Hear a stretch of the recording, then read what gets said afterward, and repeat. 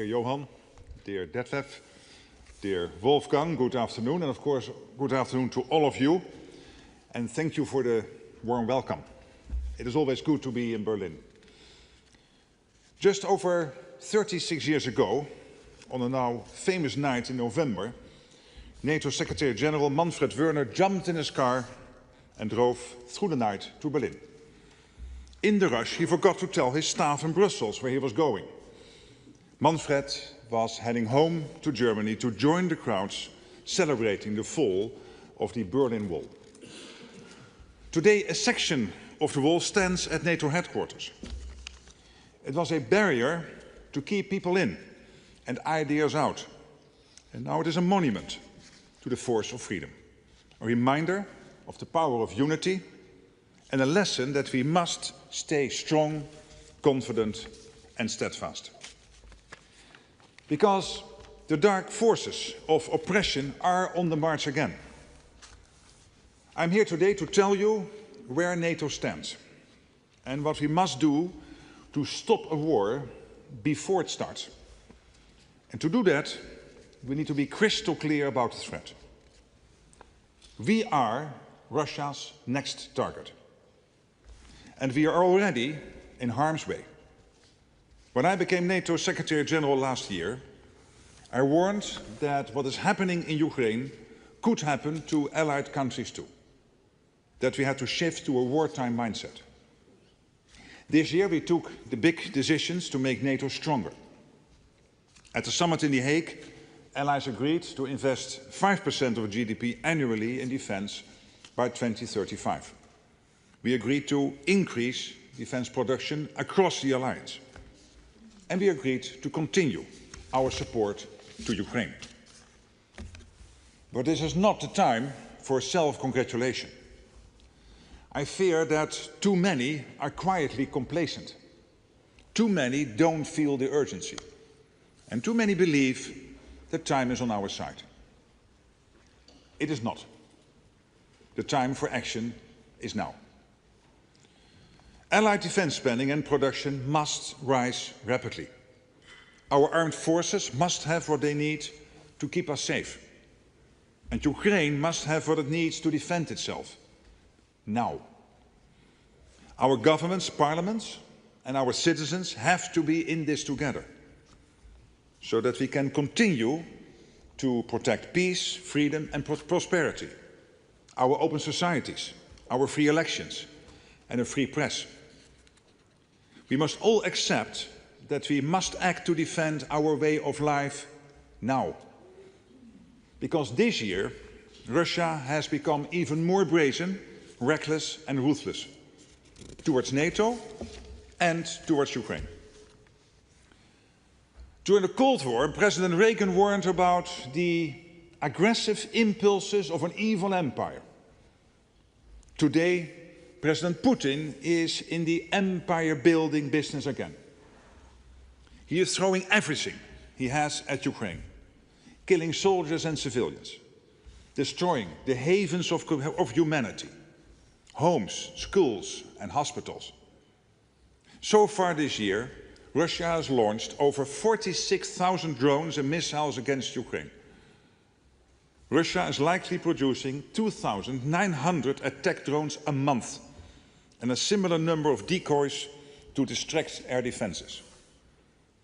And in 2025, Russia produced around 2,000 land attack cruise and ballistic missiles. It is close to peak production. And while Putin is trying to destroy Ukraine, he is also devastating his own country. There have been over 1.1 million Russian casualties since he began his war in 2022. And this year, Russia has lost, on average, 1,200 troops a day. Think about that. More than 1 million casualties so far and 1,200 a day killed or wounded this year alone. Putin is paying for his pride with the blood of his own people. And if he is prepared to sacrifice ordinary Russians in this way, what is he prepared to do to us? In his distorted view of history and the world, Putin believes that our freedom threatens his stranglehold on power and that we want to destroy Russia. Putin is doing a good job of that all by himself.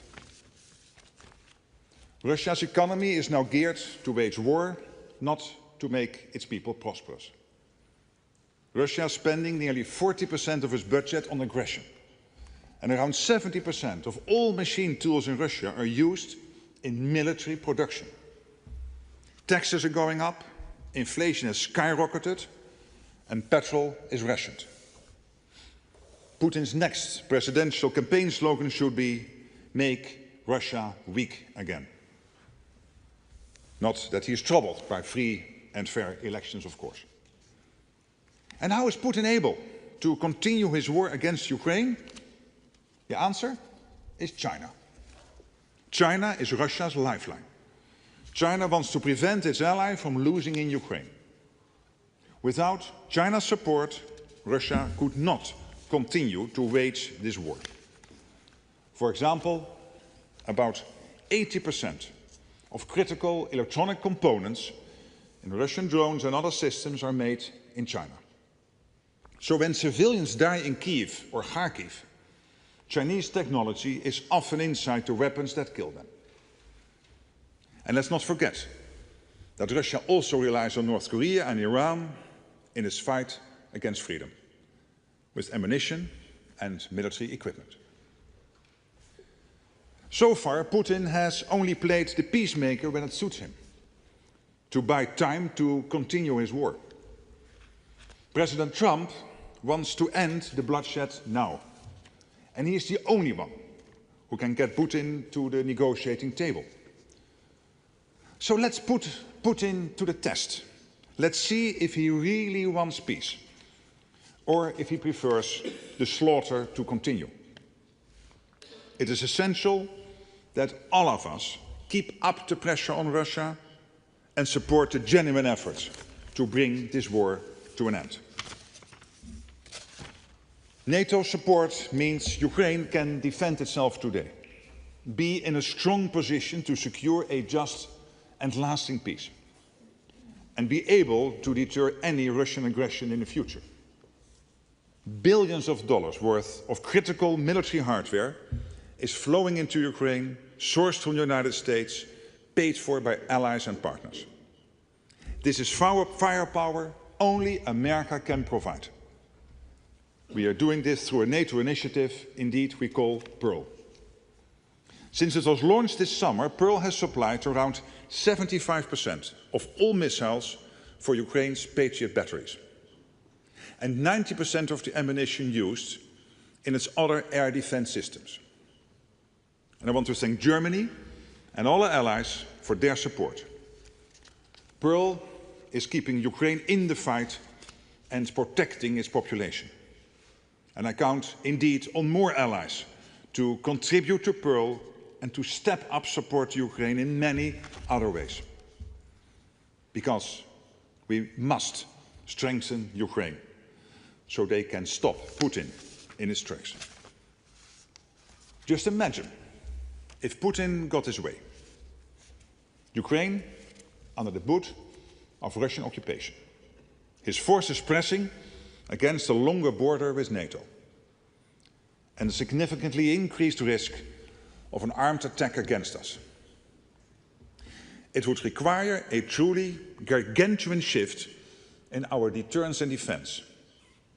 NATO would have to substantially increase its military presence along the eastern flank, and allies would have to go much further and faster on defense spending and production. In such a scenario, we would long for the days when 3.5% of GDP on core defense was enough. The number would grow massively. And with that imminent threat, we would have to act fast. There would be emergency budgets, cuts to public spending, economic disruption, and further financial pressure. In that scenario, painful trade-offs would be unavoidable, but absolutely necessary to protect our people. So let's not forget Ukraine's security is our security. NATO's own defenses can hold for now. But with its economy dedicated to war, Russia could be ready to use military force against NATO within 5 years.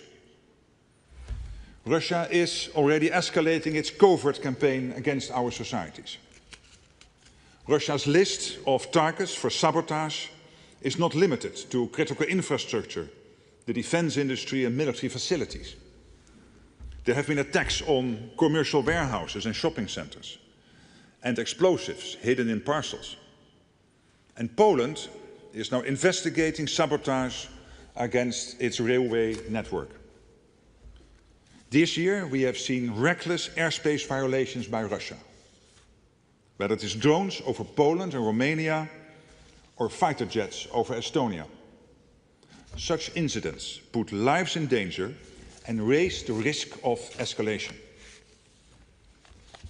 And while we often think of the risk primarily in terms of our eastern flank, Russia's reach is not limited to land. The Arctic and the Atlantic are additional avenues.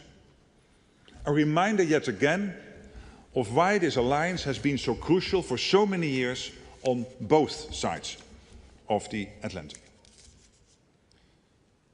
So we are working together to ensure the safety and security of all allies, on land, at sea and in the air.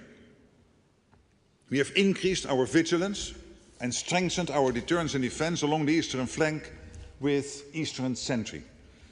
And we continue to protect our critical infrastructure at sea with Baltic Sentry. NATO's response to Russia's provocations has been calm, decisive and proportionate. But we need to be prepared for further escalation and confrontation. Our enduring commitment to NATO's Article 5, that an attack on one is an attack on all, sends a powerful message. Any aggressor must know that we can and will hit back hard.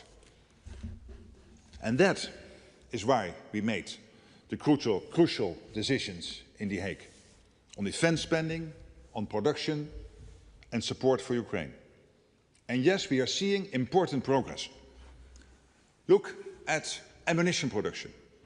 We have seen a 6-fold increase in European production of 155mm artillery shells compared with 2 years ago.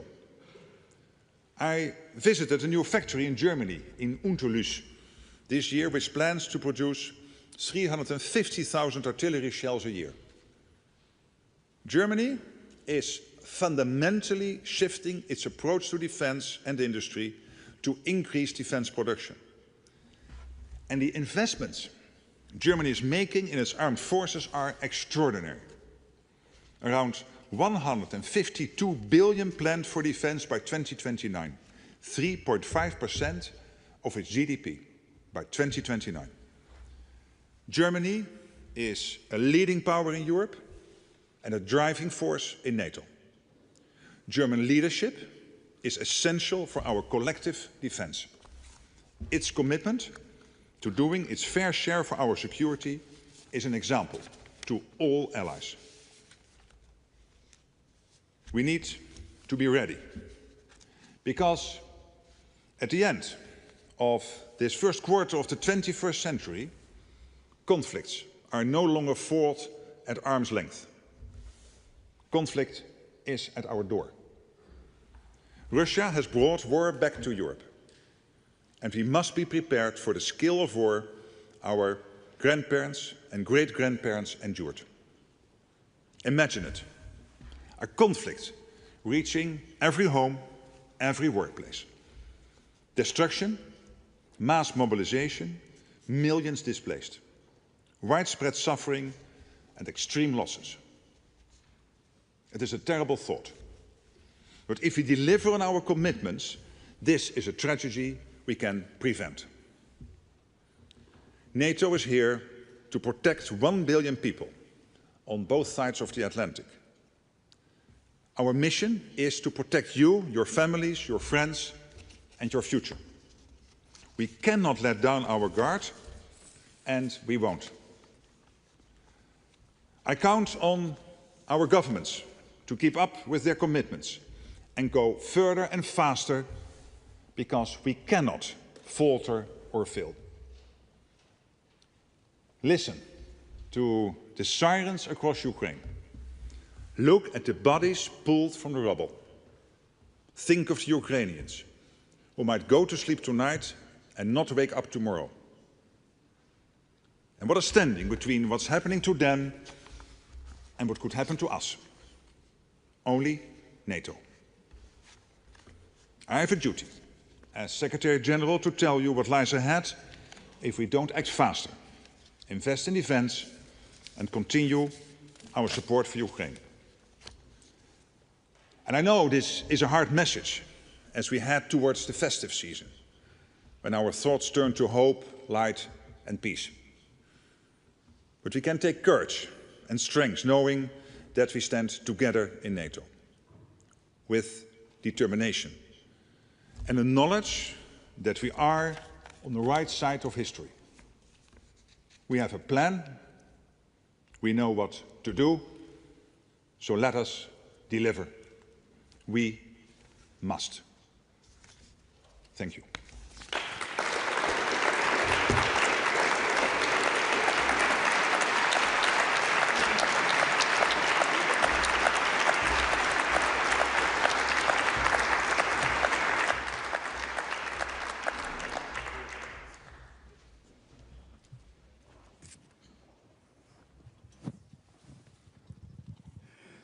Thank you. Thank you so much, Secretary General.